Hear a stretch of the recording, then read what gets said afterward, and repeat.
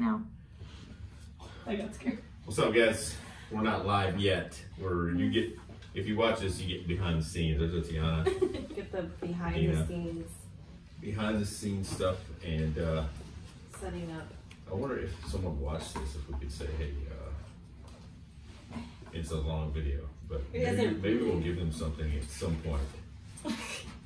Yeah, I don't know. Mario is the most giving awayest. I noticed that when I was re-listening to some of the podcasts, and he's always like. Last week's was. I was thinking like for real that we should make stickers. I love it. The ones like the takeover ones. Remember the circle, perfect circle. Remember which ones they were? I do. I have a ton in my bag. I really think we should make stickers. Yeah, I can do that. What the freak was that? Now listen, I know this is but you know, one of my kids does have a sticker maker. Oh. Where you like put it in there and then you roll it out. And it's a picture of my dad and two of my best friends' dads that passed away. That's crazy. What else happened here? What? For real life, what do we do if that falls? I just go rescue it. Yeah, just rescue it. I was gonna take a picture of this picture, send my dad, but then I realized my phone. Yeah, you can't do that now. What's up, guys? Okay. I know. Let's get going. Let's see. If you watch this, let us know. Give us a big thumbs up.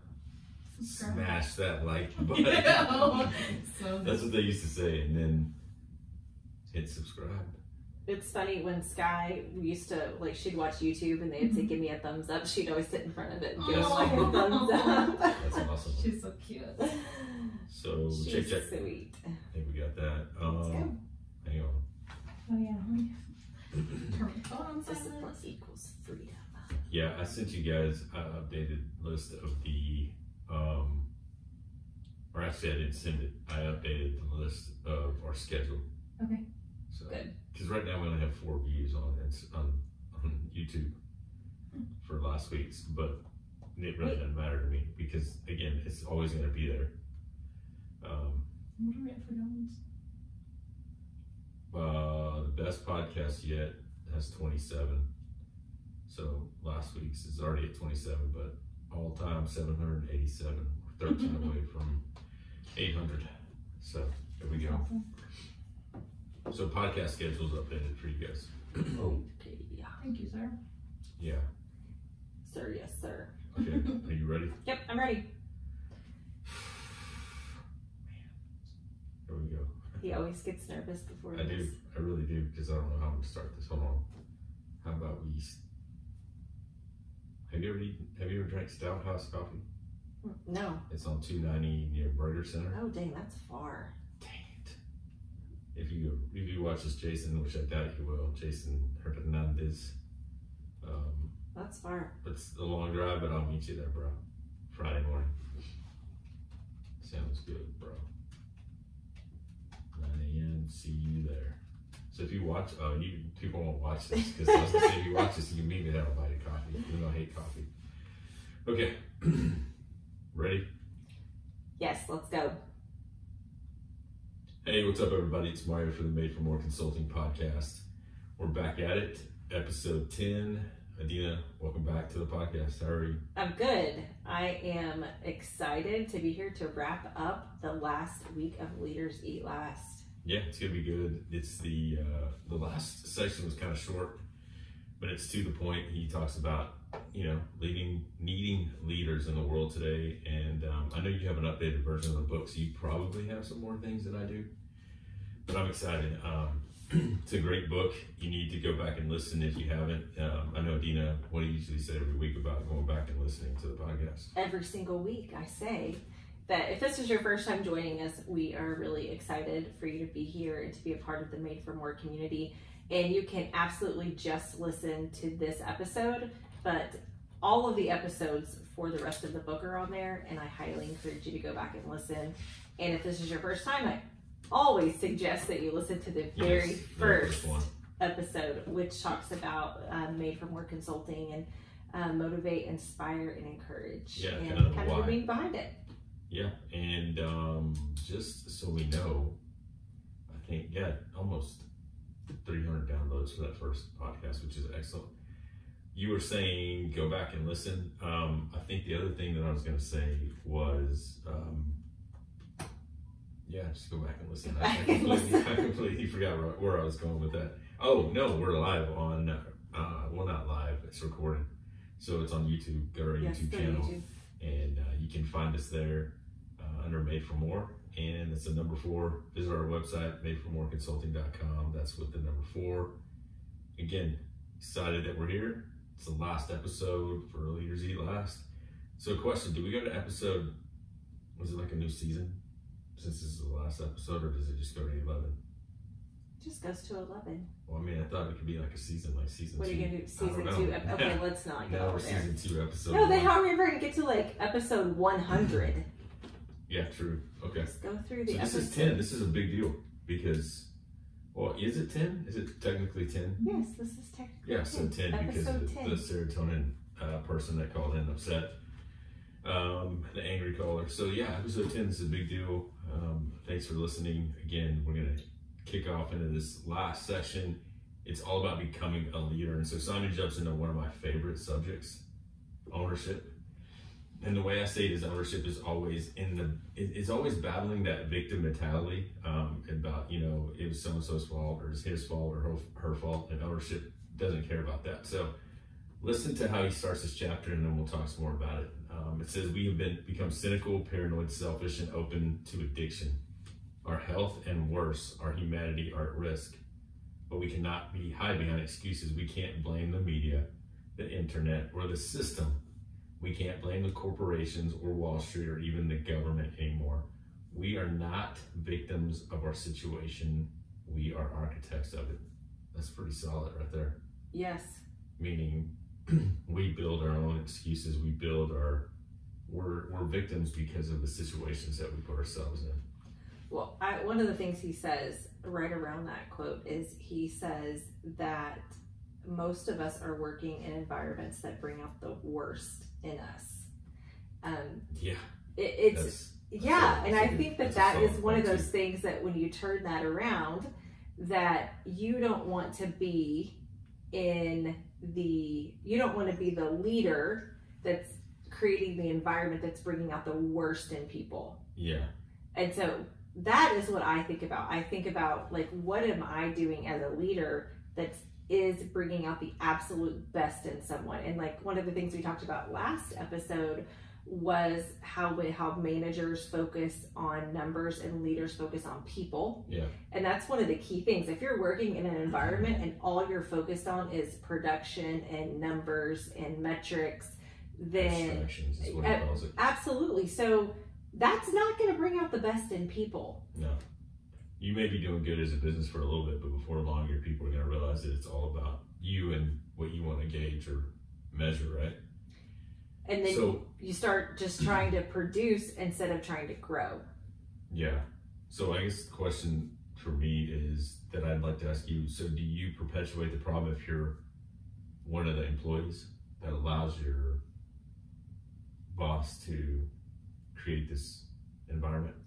I think that is a very difficult question to answer. Because you're building that culture if you're not opposing it and fighting against it. I'm just wondering. Well, I think that like we talked about in several of the episodes, how you are always a leader of someone, whether that's your peers that you work with or whether that is your actual team. Mm-hmm. And you absolutely can do everything that you can do to bring out the best in the people in a bad environment.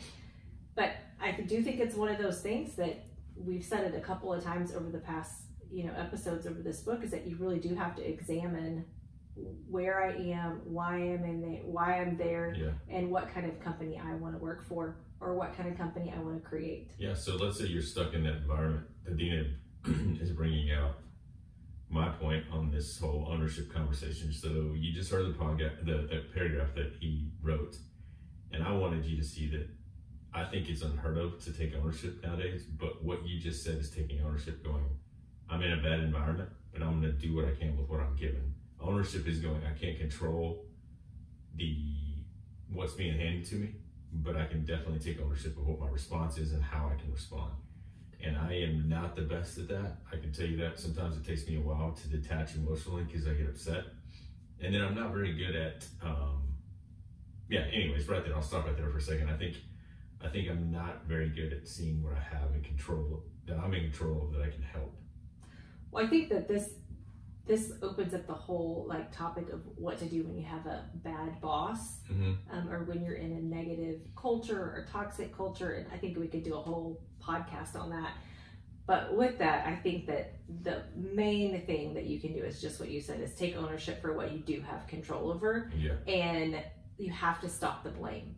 Like only so much of it can be your boss's fault. And it is not about the way that your boss or your company's handling it. It's about how it make it handed down to you. But now what am I going to do with it? What are you going to do with it? We heard, this past week, the governor of Texas opened up, no masks, right?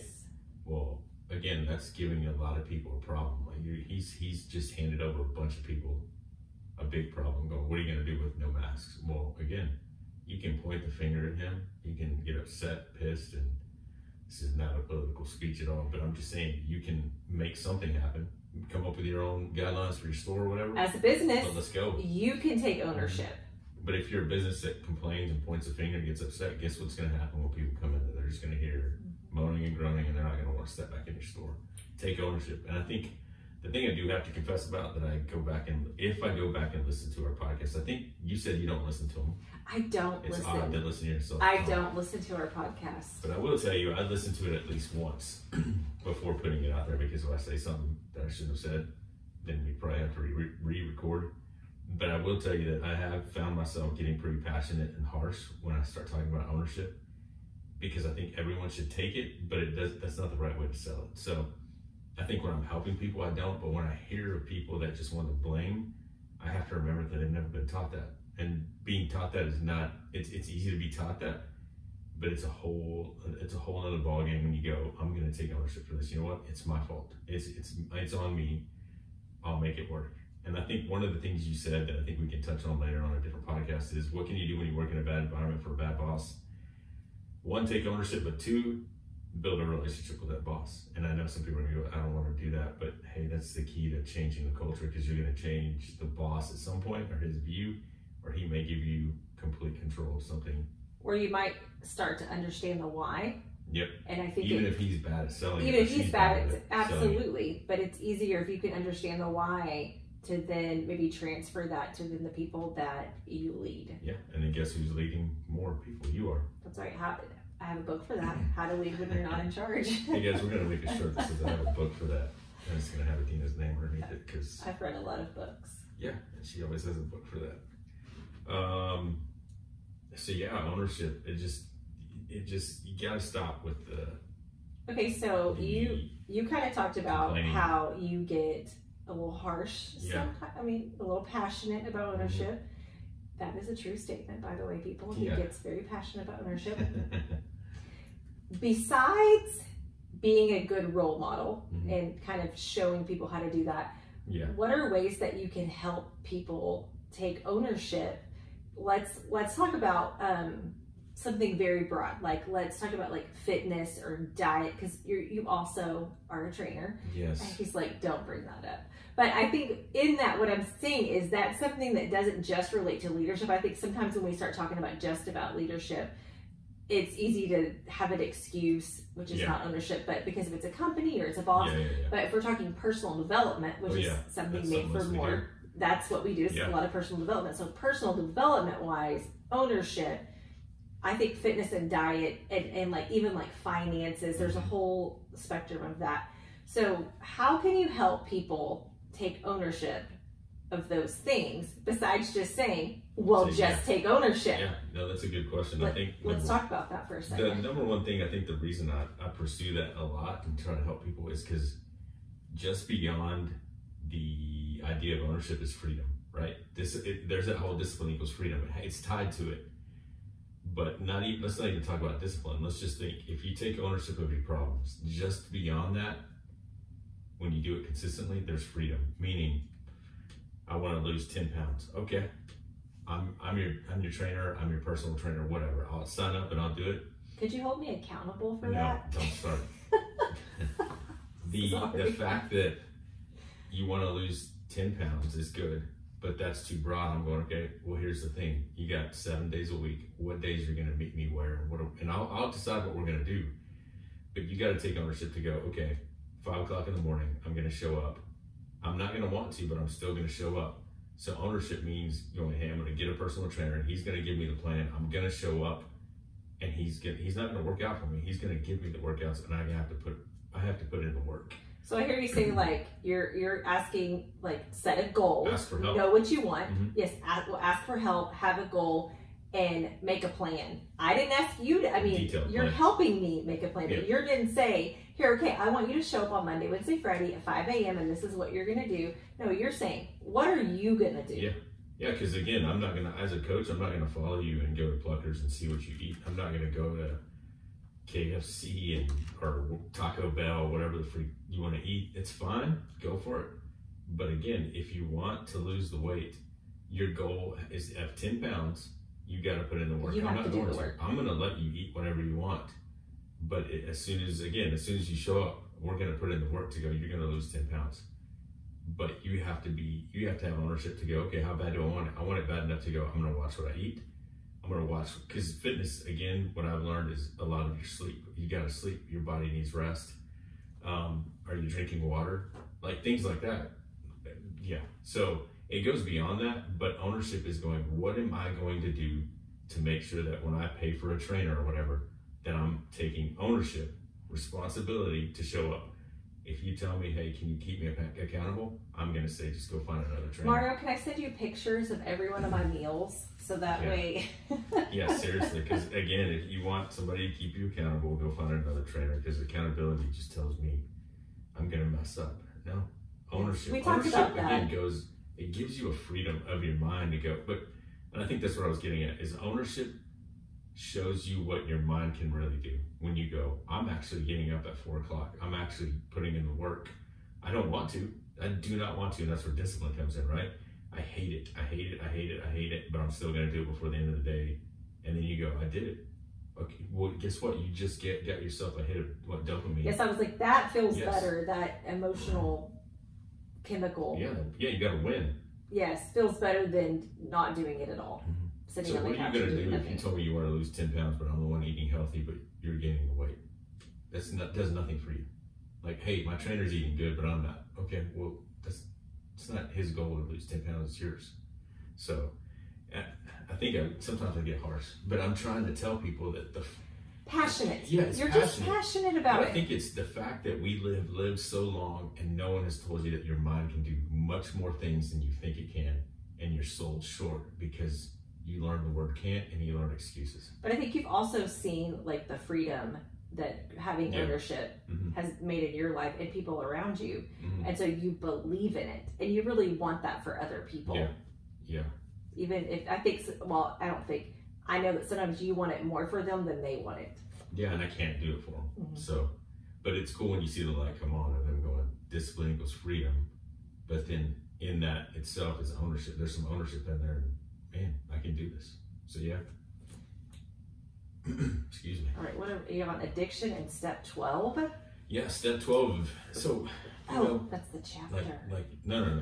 The chapter is called addiction in step 12, meaning step 12 of the AA rules or steps. And so, working with addicts is tough.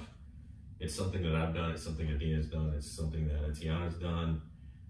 But you can learn some huge leadership lessons from their handbooks, from their 12-step program. And really what Simon does is he kind of skips all of them to kind of just go over what the 12th step is and, and what the takeaway is with that. So have you worked the 12 steps before? Yes. Same here. I think I did it probably a year and a half into moving here about 13 years ago. And it was eye-opening. And I think... So I think that one thing that we should say about that is that you can work the recovery steps for anything. And I think in here it talks about how long AA's been around and why it's been so successful. And I think what has happened is different therapy models, different recovery programs, different I don't know what you call them, even healing, programs. They saw the value in it. They realized what it was doing, how it was retraining the chemicals in your brain, which is kind of what he talks about. Yep. And it works for anything. Yeah, but it also puts you around people that are in the same boat with you. And Yes. what is it? You're not isolated. You're not doing it alone. You're doing it with a group of people holding up your shield for other people. Yes. And they do the same for you. And so I know you and I both work those steps. I think in the end, I think people are scared to go, hey, I don't have a problem. Why should I even show up? I think recovery is for every single person. Same. Because I learned so much from just showing up. Adina, you did the 12 steps as well, right? She's nodding her head. I think, again, Simon shares with us how the 12th step is about service and how that helps us. So let's unpack that. You want to read real quick? Yes. Step 12 is all about service. And it is service that is the key to breaking our dopamine addiction in our organizations too. I'm not talking about serving our customers, employees, or shareholders. I'm talking about abstractions of people. I mean service to the real, living, knowledgeable human beings with whom we work with every day. The evidence is strong that a healthy release of oxytocin, the feeling of trust and love, all those warm and fuzzy feelings, through acts of service, sacrifice, selflessness on behalf of others might actually reduce the possibility of a corporate culture becoming toxic in the first place. So serving others reduces or can reduce toxic situations is what he's saying. Yes. Serving others. So how do you serve others in a corporation? I mean, you got corporate rules. Some people are going to go, I can't serve others. Well, how do you serve others in a corporate setting? I mean, like if you work for Kohl's, that's not the customer. Like if I'm a Kohl's manager, I don't even know why I pull these names. Yeah, I was thinking Kohl's. Why Kohl's? Or works at Kohl's. I mean, we're not bashing on anybody. I'm just saying, like in a corporate setting, I think he said it's about serving, the leader serving the team serving one another and serving the leader. It goes back to them, they're buying into that leader's vision and the company. So in turn, whatever they sell is going to sell because they have a huge band of whatever brotherhood, and they're taking care of each other, holding their shield up for one another. And again, that whole feeling of oxytocin going, we're in this together. It's that warm fuzzy feeling is what he says. I think, practically it's easy just, I just envision like I don't know why I think you're sitting in like cubicles, but just that like, hey, like what can I do for you? What can I help you with? Can I get you something? Just, can I get that off the printer for you? I mean, it doesn't have to be this giant, thing. I do see that there are a lot of the bigger corporations now, they do that. They go out and they serve in their community. Yeah. And together. Yes. And I think that hits team building, and it hits that also like we're gonna serve other people. Mm-hmm. We're gonna do something for our community. But I think inside the office walls, it's just that easy. So what can I do for you? One of the things that we do is whenever we get up to go grab water, I mean, somebody comes back with a handful of waters, even if we don't need them, and everybody says, hey, I'll take a water. Serve someone else. Yes. Right? Yes. So how do you teach an organization to work as a team and to trust and love and the fuzzy feelings and all that? How do you teach that? From the top down, going, okay, I have to be willing. Leaders eat last, obviously, is what he's saying. But you have to, I guess, have that mindset of, this isn't for me. It's for all of us. It's always we. Remember, so if you go back to everything we've said so far, I think it all comes into what we're saying. From me to we, right? It's about team. And just like you said, it's about what can I do for someone else? It's about holding the shield up. Again, it's always about we. And I think if you just keep in mind serving, that's huge. And so one of the things I wanted to tell people, so I work with Slab Barbecue. Slab stands for slow, low, and banging. It's a kind of hip hop reference. And one of the things that we did when I first started working with him was I looked at Slab and he goes, hey, how can we create a culture around here with Made for More? And I said, okay, Slab, the S is going to stand for serve. And they loved it because I said, okay, that means at the highest level, the owners are going to serve their employees. The employees are going to serve the owners. The employees are going to serve each other. The GMs, the AGMs, S stands for serve. The L stands for lead and learn, because you're never going to be able to lead unless you learn. The A stands for accountability, which I kind of told him, hey, responsibility, mainly. You're accountable to yourself. And the B stands for just bust your ass. So, but the S is cool because it all starts with serving. And I think that's the foundation of what any organization should be is serve one another. Because what did we say earlier? I think he said that people are your biggest asset. People are the reason you're in business, not a product. So.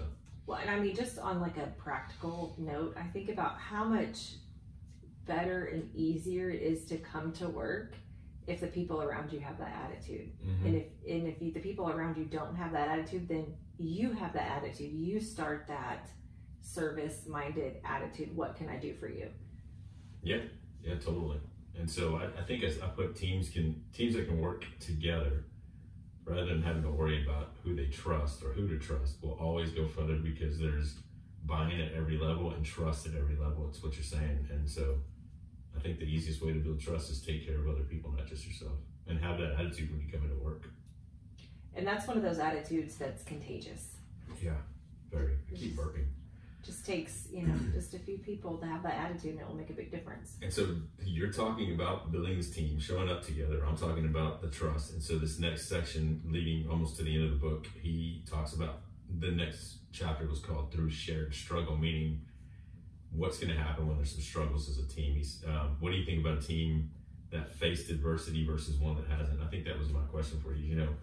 Would you rather be on a team that has never faced adversity, or would you rather be on a team that has faced adversity and knows what's coming? It's kind of a tricky question, because really, does anybody want to say, oh yes, I love that we faced adversity? But what he's talking about here is how the adversity bonds them together. Yep. And so that's what the key is, yep. And I think we've seen it in teams. The adversity can break you, and it can destroy your team. Mm-hmm. Or if you have the right foundation, adversity can bring you together, and that's what you reflect on. That's what you remember. That's what you hold on to. So a team that goes 0-12 versus 12-0. So a team that's never lost. The next season is pretty cocky.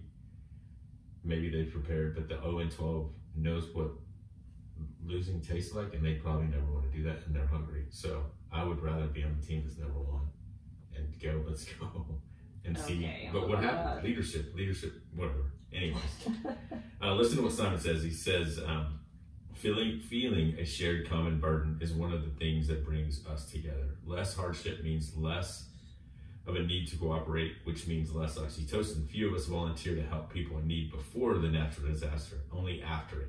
It is not the working we remember with fondness, but the camaraderie. I can't say that word. Camaraderie. How the group came together to get things done. So he's talking about, remember, it's not so much the work, it's who you were with and how you guys bonded. If the leaders of organizations give their people something to believe in, if they offer their people a challenge that outsizes their resources but not their intellect, then people will give everything they've got to solve their problem. So it doesn't matter how big the problem is and the resources that you have. If we come together and we band together, guess what? We're going to lead together and we're going to get this done, no matter how big the adversity is. And through shared struggle, everyone takes ownership to go, hey, I'm going to knock out this part of the problem. You knock this part out, and guess what? We did it together. And I think one of the things that I've heard is, hey, how do you build? This is huge. This is something I've learned that I don't even know why we haven't talked about it. So how do you build teamwork? Put a team through adversity. Why? Because I got to rely on you. You got to rely on me. If I said, hey, how do you build teamwork? Oh, just buy everything for them and let them not have to earn anything. They're probably entitled and never going to face it. They're not going to know what's to face adversity. It's kind of like parenting. Yeah, it's hard to let your kids face adversity. So, sometimes. Yeah. Sometimes you're like, whatever. Yeah. Yeah. I think oftentimes I believe that leaders, hold their teams away. Like I said, hold our teams away from hard times, and they don't want the teams going through something tough. But just on the other side of that tough time is camaraderie and. I think too, some of those people have a warped view of what a leader is or a leadership, and they think I have to solve the problem for my team, and so I'm gonna figure all of this out and I'm gonna solve the problem, and then I'm gonna take the solution to the team instead of going to your team and saying, hey guys, we have a serious problem. Yeah. And this is the problem. What are we gonna do about it? Yeah, and if you handle the problem all the time, then when a problem comes, it gets flipped on you, and they go, "You have a problem." Or not we. You have a problem. Or if you handle the problem all the time, when a problem comes, your team doesn't do anything. They're just waiting for you to solve the problem. Yeah, and what kind of legacy you're leaving by you, it being all about you. Remember that he said that we should measure a leader by what happens when he passes the torch to other people. Did things change? Did it stay the same? Did it get better? Well, in some of those teams, they would just freeze. Yep. They would wait for another leader to come in because they don't know what to do. That's right. That's pretty good stuff. It's good stuff. So last chapter of the book, it's called "We Need More Leaders." Yes. It's the final chapter, and I'll let you read that first. Leadership is not a license to do less. It is a responsibility to do more. And that's the trouble. Leadership takes work. It takes time and energy. The effects are not always easily measured, and they are not always immediate. Leadership is always committed to human beings. I think that's one of my favorite things, is that it said it's not a license to do less. It's a responsibility to do more. Yeah. I think that the very last sentence is leadership is always committed to human beings. Yeah, I think people want to say that they're a leader of something because they're at the top of an organization or their name is on a door. Dude, no, it's about who you're committed to, because if you go ask those people and you care all about the desk in the corner of the building or with the view and all that, those people are going to say, yeah, he's a jerk, she's a jerk. But no, you know what? If you go to some people that are a true leader and it's about human beings, they're going to go, that's a great mentor. Let me share with you why. Let me share with you why I work for this place. And so, so also one of the things it says in there is it says that it is not always immediate, that like leadership it doesn't happen. Like you can work and work and work and may not see the results just like next week. That's right. So what do you think about that? So I funny enough, I had a conversation with your daughter today, your older daughter. Today we had a meeting, and the big conversation was, regardless of what we were talking about, the big conversation that I had with her was, if I meet with somebody once a week, 365 times a year, right? Or no, 52 times a year. That's more than 4 times a year, which somebody that meets quarterly, that's more than once a month, 12 times a month. So if I make it a point to go, I'm going to meet with you 52 times this year. Next year, think about the growth that I have. If I have patience, after the second meeting, if I go, yeah, I can't do this, it's week 2 and I don't want to meet with you, this is too time consuming. You're not looking at the end goal to go, after 52 weeks, look at what you're going to build, look at the position they're going to be in, look at the ownership that they have, look at the buy-in that they have. They can duplicate that the next year and train 2 people. What if you train another person? You got buy-in, you show them that they care, and again, it's what he says, it takes time and energy. It is, you may not be able to measure the growth in someone until you see the adversity come or you see them step into a leadership role and you go, what they just did is the product of 52 weeks of me walking with them. And I'm like, that you can't purchase that. But I've seen the flip side where people are like, I don't want to do that. But you carry that position. Like you carry the position. And they lack ownership to go, yeah, it's my fault because I didn't train them. And what do you think that says to a team if the leader is not meeting with their team regularly? Because I'm thinking about that. I'm thinking like, so Taylor is on one of your teams. Yeah. And so that's why you're meeting with her, which is what you do with your leaders. Yeah. You meet with the people on your team. You're like, it's once a week for an hour. Yeah. Because what I'm hearing you say is you believe in her. Yeah. And you believe in investing your time in her because you see the potential in her. We could go on and on and on. And you believe that about lots of people that you meet with on a weekly basis. Yes. So what does that say about a leader who does not meet with their teams on a regular basis? They can have good intentions, but that means they don't, I'm trying to think of the word. Their intentions may be good, but their actions say, yeah, I don't have time for you.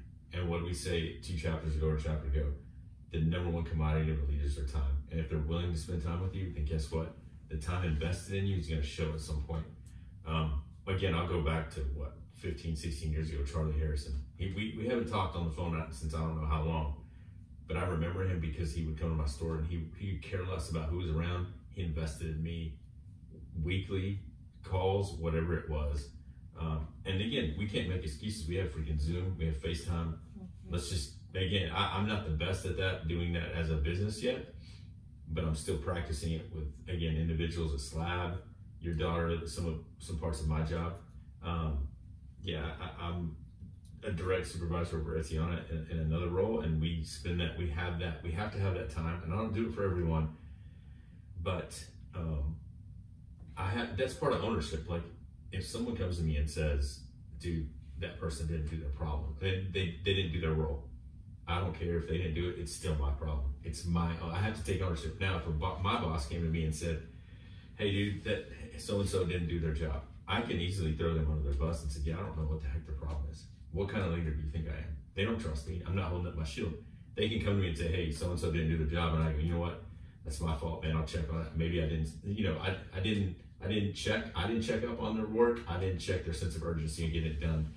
Let me follow up. I didn't give them a deadline. Yeah, so I can make excuses, or I can make sure that I take the next step and say, hey, so-and-so, we got to get this nailed down, man. Do I need to micromanage, or do I need to step in? But more than likely, if you're having these 1 hour meetings, and not even 1 hour, 30 minutes, if you have these weekly meetings or whatever to build your team, I don't know how often you want to meet with them, but if you have that, then when they make a mistake, they come to you before the word comes down the pipe that, hey, something was missed. I also think that one of the things we've talked a lot about is you have to know your people. Yeah. You have to know your people. You have to know your people. Mm-hmm. We've said that multiple times over the last couple of months. That's the most part. Meeting with them, even on a weekly basis, even if it's meeting an hour a month in person, and then touching base with them for the other 3 weeks over a phone call or Zoom, you know what's going on in their life. Yeah. That is a byproduct of leading them, is you know what's going on in their life. Yeah, so every once a week I meet with Mark Avalos and Raph Robinson, and they own Slab, and via Zoom or in person, the first thing we do is wins. And we don't talk about Slab, we talk about personal wins. How are you doing being a father, a husband, an entrepreneur outside of Slab? How are you doing with your goals that we discussed? But then we go into Slab. So we go personal goals and then Slab goals. How are you doing? What are your wins? And that's my time to go, I could care less what we're going to talk. Let's talk about this. And sometimes we stay on that for so long that we talk about them personally, or they're struggling with something, and it's me knowing them, and it's them knowing that, hey, I can just tell him, and he's not trying to fix me, but this is a part of our relationship that I check in with him. So, but all of that also comes back to how you lead people as a leader.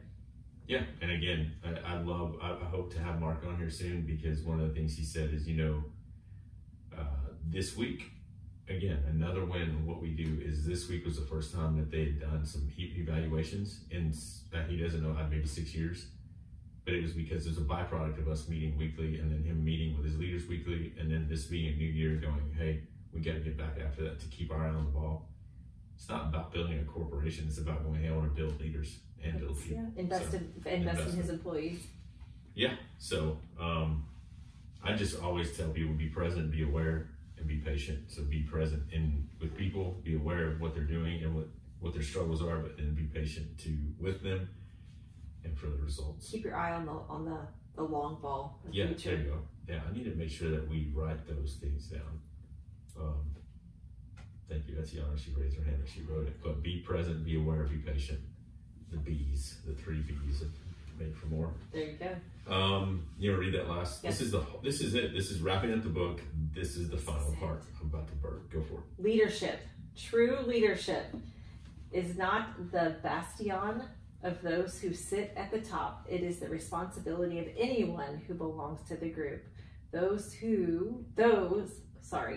Though those with formal rank may have authority to work at a greater scale, each of us has the responsibility to keep the circle of safety strong. We must all start today to do little things for the good of others, one day at a time. Let us all be the leaders we wish we had. So before we get to that last statement, the last sentence, listen to what he said. We must all start today to do the little things for the good of others. And then what does he say? One day at a time. He's not saying once a month. He's not saying once every quarter. He's saying one day at a time, and you start today. So if you're in a place where you go, man, I'm a leader, but I'm not doing a very good job, or hey, I need help, start today.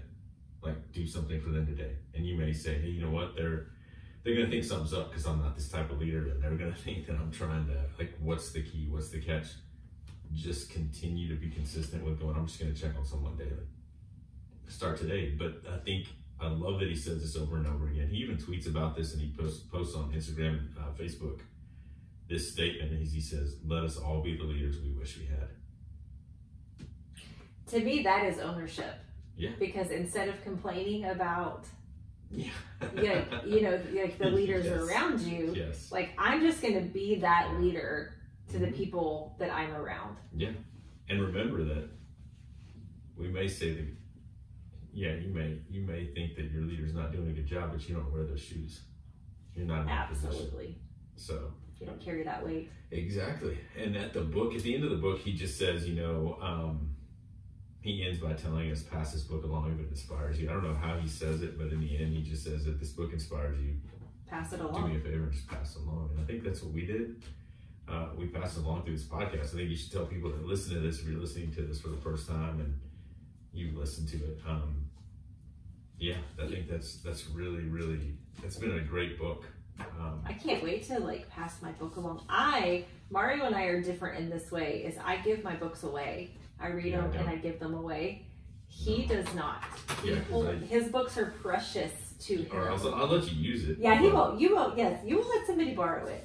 But when I read that, I was like, you know what? I'm going to do that. And this one, I got this one specifically for the podcast because I had already given it away from last time I read it.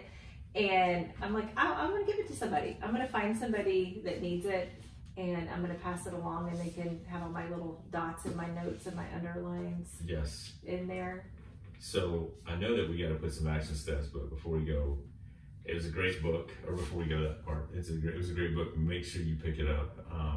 You can get it on Audible too, I think. Have them read it to you. You can. I don't know if he does or not. He has an accent. Great book. And Leaders Eat Last. And so I think before we go to the next thing that we should, Mario's like, I'm gonna set this down. If you're watching the stream, you saw he's about to hold up our next thing, and I'm like, hold on a minute. No, I was gonna say, what was your one takeaway? What's something that you, over the last 8 or 9 weeks, however long we've been doing this, that you are you learned something new, or you were really refreshed with it? Yeah. What do you think it was for you? Probably a few. The ones that come right to the top of my head that I've already said more than a few times to people around me was, the first one was people are, customers aren't going to buy your product until your employees do. So meaning your team has to have buy-in. The second one is, I just had it. And so the buy-in from your team, for sure. But then the other one is, I just lost it. I had 3 out of few. Okay, well, I'll tell you, one of mine I learned that I think I could really shock somebody, maybe almost to death. Maybe I'm not healthy in that way, but I really think I could. But the thing is, this was super recent, but I think one of my things I picked up this time that I didn't pick up the time before was about sharing your mistakes. Specifically, it was the Post-it note, how that was a mistake, and how so many times in leadership or on teams, we hide our mistakes. Yeah. We're just like, well, man, that didn't work out. Or we struggle behind the scenes doing all this stuff instead of really coming and sharing. Being authentic, right? Being authentic, sharing our mistakes, because the mistake of the Post-it note glue ended up creating I don't even know how many millions. Everything. It's changed our world. Yep.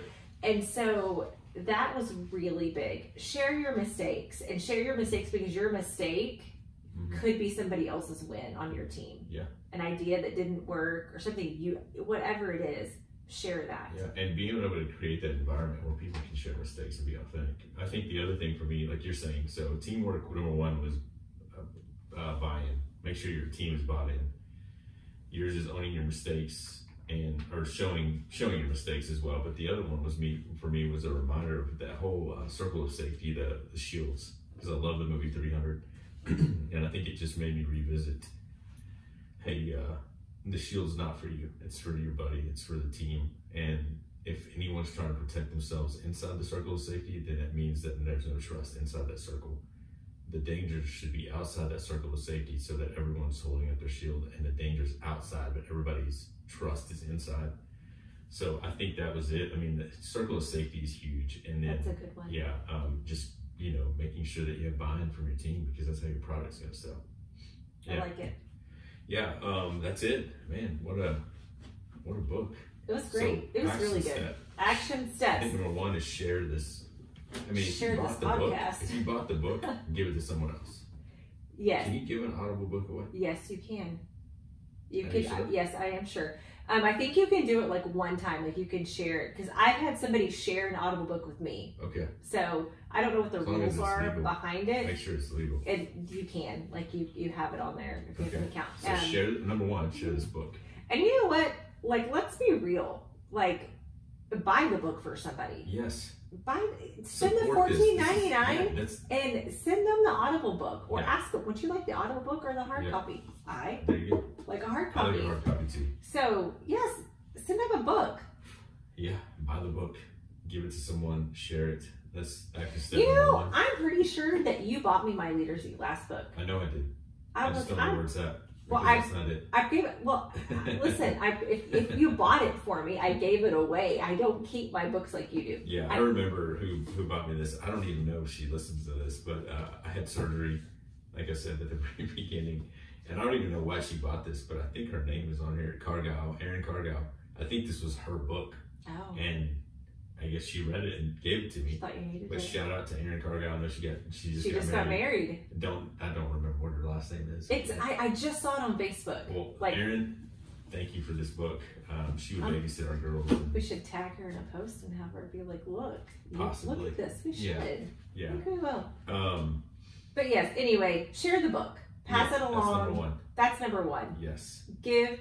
And I think as a leader, that is one of the best things that you can do to invest in the people around you. Yes. Is buy them books. I will always buy somebody a book. You say you want a book, I'll buy it for you, because I truly believe in people reading. Yeah. So I think step two, to just finish out the book the way we should with the action steps. So number one, buy the book, give the book to someone. Number two is, ownership. Like, practice ownership. Stop making excuses. When you make an excuse, back up and go apologize and say, hey, you know what? I need to take ownership over this. And I think that's a really good thing for you to share with somebody that you work with. Hey, like, this is what I learned. Mm-hmm. This is what I'm working on. I just want you to keep your eye out, because that is one thing I know in our work environment that we're good with, like calling out, like is taking ownership. Like, okay, I need to take ownership of that. Or like you've even told me, like, you need to take ownership. Yeah. Okay, you're right. I do. Like because it's sometimes when you're in the middle of it, it is hard to see that. And so you do need somebody to say, hey, you need to take some ownership. Okay, great. I can do that. What's funny is that wasn't even in our vocabulary a year and a half ago. And slowly but surely, when people start taking ownership, you wait for them to take ownership. And if they struggle with it, you have some grace, right? Show some grace, but then have a conversation and say, hey, I think you need to take some ownership here. And if they don't, then you know they're not moving in the same direction as you. And maybe they don't want to take ownership. So, but there we go. Take some ownership. So take ownership, buy the book, take some ownership, and then now it's time. The last step, this is it. Go out and buy the best book. This is a book that changed my life. Extreme, to the extreme ownership. Extreme ownership. So I'm going to share a picture this week, or I may have just shared this picture. Let me just see this part. So I don't know what's in that book. Be careful. Like I may have stuff written. So my mom sent me a group chat, and she was holding this book up. She bought the book Extreme Ownership by Jocko Willink. Mom, I think I can't remember how old my mom is, but I mean, never too late to freaking take some ownership. She bought that book because of this podcast. My older sister listened to this, bought Leaders Eat Last, heard us talk about extreme ownership. Went ahead and bought it. Went ahead and bought that, and then she messaged me saying, this book. She's listening to Jocko tell the story, and she said, "I'm so stressed going into work because they're in Ramadi. I can hear she goes, I can feel like the gun battle is right now." And then she told my mom, "You got to go buy this book because it talks about you're in control of everything in your world. You dictate the situation. Don't let the situation dictate you. There's a fine line in there, but extreme ownership is." And he takes some extreme ownership. But this is the part I wanted to read about extreme ownership, that he says, the principles are simple, but not easy. Yeah. Taking ownership for mistakes and failures is hard, but doing so is key to learning, to developing solutions, and ultimately to victory. Yeah. So it's not, yes. It's what did he say? It's easy, but not simple. Easy, but not simple. Yeah, same thing. It's simple, but not easy. Whatever. Simple, but yes. not easy. But I also, one of the other things he says that I remember reading this when I was I actually did not get rid of this book. I still have it. Good. Because I don't know why, because I was pretty sure you know what, actually I bought it for somebody when we told them they needed to read it. I was like, let me just send you the books. Yeah. This one I like because he talks about how when you implement it, it will change your life and it will make you a more productive employee, a more supportive spouse, a more engaged parent. It will help you to stop making excuses. But I love that it is personal development. Yeah, the whole thing. Extreme ownership by it. Jocko Willink and Leif Babin. Leif lives around here actually, and Jocko is probably one of the biggest mentors that I've got a chance to meet him. There's a book right here signed by him. One day we should do a podcast on mentors. Yeah, and I think just so people know, we're not going to get into this book for a few weeks because there's spring break. We got an interview coming up. We got Q&A. We're actually going to talk about the why next. Like how to find your why. I mean, I know that Simon Sinek wrote a book that says start with why, but the why we're talking about is about motivate, inspire, and encourage, and how to find that. And I think that I'm excited to go back and kind of revisit that and revisit that. Yeah. Mm-hmm. So just to, again, Adina, I think we have an update about the t-shirts. Yeah, you might not ask Adina, not me. I'm trying to look for something right now as we speak, so we don't run out of time. Do we have an update about t-shirts? We do have an update about t-shirts. I know for a fact that we have decided and approved as a team our next logo, and that we are waiting on Mario to do something before he can say, yes, we can order them. Yeah. He's like, I gotta check the bank account. Yeah, let's be honest. So all your support is there to put he just said he action. Doesn't really like to spend money. No, but really they're ready to go. We're going to go ahead and order them. And it's going to be a cool shirt. Be on the lookout for the design. Yes. And I think we're going to do the same way. We're going to pre-order. I was going to ask, are we going to pre-order? This is Atiana's world, not mine. And she's just over there. Yes! I would say April 14th. That feels so long, but okay. No. That's when they'll be here? Middle of April. That's when they'll be here? That's what you're saying? I'm asking you. I'm asking. It is the 10th. Okay. So listen to this. We launched the podcast on my birthday. Most people don't know that. And we'll have the second edition t-shirt on my anniversary. I looked on here, I was like, hey, that's a good, So, okay. If that's a special day, then. I guess. It is. So here I am. I'm all like. No, okay, mean, so you're saying, because I like to encourage people to have ownership. So you're saying April 14th, we will have the t-shirts. We'll have the t-shirts in house April 14th. Okay. But you gotta order if you want it. Maybe you gotta order it quick. We'll put the design out so people can see it, and I would say tomorrow morning. Atiana. She says Monday, March 15th, beginning of spring break. We'll show you what's coming out. And also, we'll put it on social this time.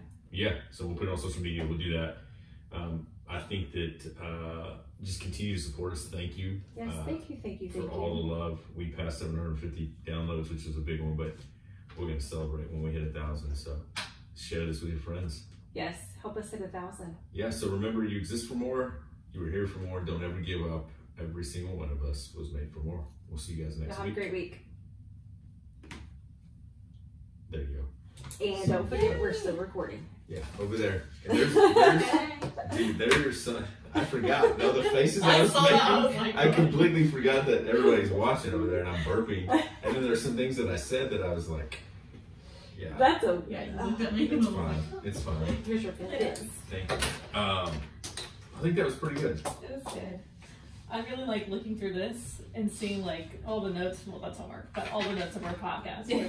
The past 2 weeks. We have to get You Etsy need on to the stop. chair because I feel like I'm always like, there I'll she get you a is chair down next there week. nodding. Or we're not Action even here next step? week. Yeah. Yeah, what are we gonna do Should I stop for Yeah, go ahead and stop. We'll see you guys later. bye for next